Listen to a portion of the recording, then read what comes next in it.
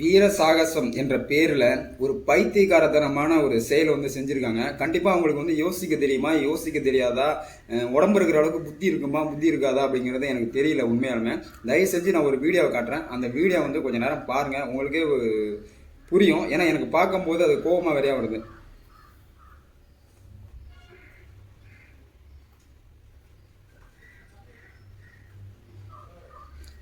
இதை பாருங்க.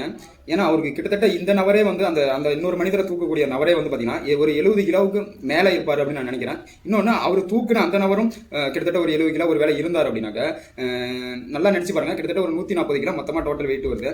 140 kilo weight தூக்குறது, ஒரு 70 கிலோ தூக்குற வெயிட் அது அதெல்லாம் ஒரு பெரிய விஷயமே கிடையாது என்னை பொறுத்தளவுக்கு. இன்னொரு முக்கியமான விஷயம், இந்த அளவுக்கு நம்ம இந்த அளவுக்கு சாகசமான இந்த வீர செயலாம் நம்ம ஈடுபடும் போது முதல்ல நம்மளுடைய பாதுகாப்பும் நம்மளை நம்பி வரக்கூடிய இன்னொரு நபருடைய பாதுகாப்பும் முதல்ல உறுதி செய்யணும். இந்த மாதிரி இந்த பிளாஸ்டிக் மக்கி போன பிளாஸ்டிக் சேர்ல உட்காந்துக்கிட்டு அந்த சேர் நல்லா பாருங்க, ஏற்கனவே அது உடஞ்சிருக்கா அந்த மாதிரி தான் எனக்கு தோணுது.